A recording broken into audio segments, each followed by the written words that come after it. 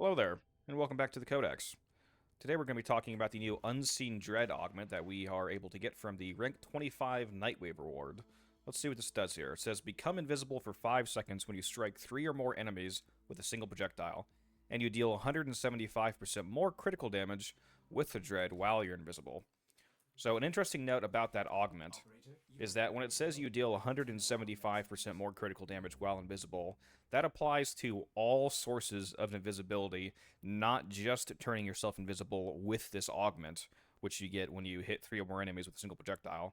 That, of course, will count, so if you're playing as a frame that doesn't have an ability that can turn you invisible, or if you don't have a companion, for example, like the Shade that can do it for you, just using the Dread and hitting those multi-target hits will give you the invisibility, and it will give you the extra critical damage from that. But if you're playing as somebody like Ashe, for example, or Ivara, or any other number of frames that have an actual invisibility ability, you can just turn invisible using those, and you'll have that crit damage buff, even if you're not consistently hitting 3 people to turn yourself invisible with this augment. So that's something to keep in mind.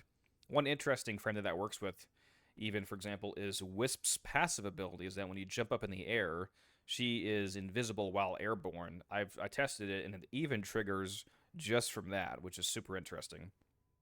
Now, the Dread is a very strong Incarnate weapon, and it has amazing synergy, especially with this augment on Mag, and that's what I'm going to be showing today. Let me just show you the Mag build real quick here. So this is the build. It's focused mostly on having decent range and strength with a little bit of duration, so you don't have to spam your abilities too much, like my Nourish Helmet here, for example.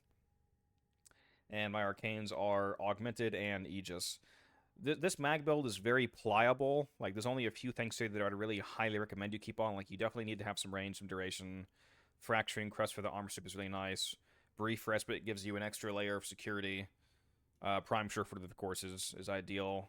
But you can definitely swap some of these mods around. Like, for example, if you want to use the Magnetic Discharge augment, or if you have your Polarized ability on, which I actually plan on doing that. I'm going to get rid of Pool. I'm going to replace my helmet, basically, where I'm going to make Nourish replace Pool instead of Polarize. I'm going to get my Polarize back, because that ability is actually a little better now than it used to be. So if you have Polarize on, you could also use the Polarize augment, which disarms enemies. You have a few options here. You can change the arcanes.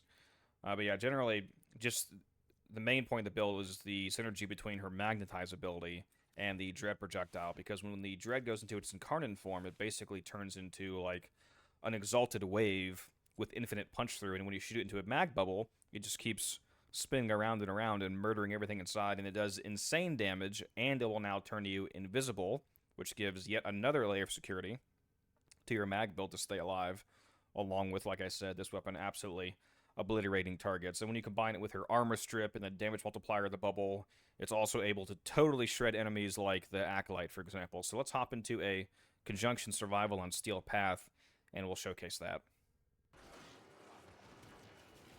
Alright, here we go. Got some Circulus gameplay for you guys. You will quickly notice that this new Dread augment helps us out in both the damage and survivability departments, really operating as a centerpiece of your potential loadouts. You can massively increase its ease of use when you pair it with something like Mag's Magnetize Bubble, since the Incarnate shots from the Dread have infinite body punch-through that can actually repeatedly hit the same target within the bubbles, allowing you to squeeze way more damage out of each shot you fire, as well as making it very easy to achieve that 3-target requirement to obtain that free invisibility from the augment. And if this wasn't enough, the already large amount of damage this weapon is capable of is further enhanced by the damage multiplier that Magnetize adds, as well as the armor strip from Mag's 4th ability, if you have her Fracturing Crush augment on. With enemies on Steel Path quickly reaching the 2700 armor cap, removing that amount of armor is equivalent to a 10x damage multiplier, so you can really see how stacking all of these buffs and debuffs result in you having no issues whatsoever taking out enemies on Steel Path.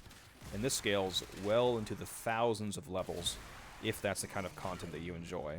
So if you want to do multiple hour-long survivals, super long disruption missions, or maybe even want to test it out in a Void Cascade, you should not run into any issues, especially depending on what frame you pair it with. Of course, some frames granting more buffs than others. Another added layer of synergy you may notice is that since the Fracturing Crush augment also makes enemies unable to move for a short duration, that makes them prime targets for easy headshots.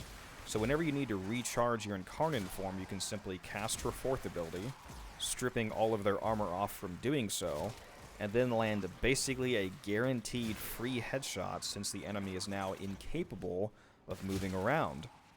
I gotta say, the amount of synergistic layers that this build has is really tingling something in my brain, and the Dread may now be a honest contender to the Tenon Archiplasmor for another weapon that is incredibly effective and incredibly fun to use on Mag, largely because it shares many of the same mechanics that make it so potent when combined with her bubbles. The high roll damage, the infinite body punch through allowing you to hit multiple enemies repeatedly, the multiplicative scaling with galvanized aptitude, meaning that against primed enemies, you will hit high into the millions of damage, and of course the factor unique to the Dread now, the free invisibility on top of what is already a highly capable shield gating frame, essentially allowing you some leeway regarding how much maintenance her survivability actually requires, so that rather than having to always rely on casting her 4th to regenerate your shields in order to stay alive, you can instead just be invisible most of the time, meaning that you will only really need to shield gate whenever you take a stray shot or while you quickly recharge the Dread's Incarnate meter. All in all, I find it to be both a very fun augment, but also very effective, and that's the issue we sometimes face in Warframe, making something new that is both engaging and actually good. You can make something that's good, but boring to use, or engaging, but not very effective. In the worst case scenario, it might be neither, so it always makes me happy when we get something that hits that sweet spot right in the middle. I'm very interested to see if you guys agree, so let me know down below. Now, this is a Dread video, not a Mag video, so let's just be clear that there's several other frames that can benefit from this new augment besides just Mag. She just popped into my head as an ideal frame to take advantage of it in several ways. So let's quickly talk about some other ones, but not before I first evaporate this Acolyte. Just another one of the many tasks that this build is very easily able to accomplish.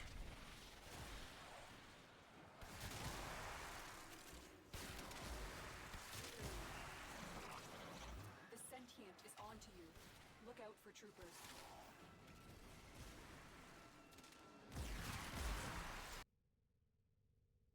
Alright, just to throw another frame in the mix here, let's talk about Ivara. Ivara has invisibility innately in the form of her Prowl ability. Prowl not only allows you to easily maintain that 175% crit damage bonus non-stop, but it also adds a headshot damage multiplier, and with the high accuracy and infinite enemy punch through the Incarnate Dread has, that makes getting multiple headshots incredibly easy as you shoot down hallways. You can, of course, pair this with Deadhead Arcane to stack even more of that deliciously juicy headshot damage. There is one change that you need to make to the build for this to work seamlessly, and that is the Exilus mod. While the main fire of the Dread is silent, the Incarnate form is not. This means that every time you fire it, you would break your Prowl invisibility. Now you can fix this issue by simply putting the Hush mod in your Exilus slot, completely silencing the Incarnate form and letting you maintain Prowl indefinitely. Now, that's about all I have to say about the new Dread Augment. I hope you guys found the video helpful. If you have any of your own input on it, let me know. I'm always interested in hearing the community feedback, of course. Thank you all for watching, and I'll see you in the next one.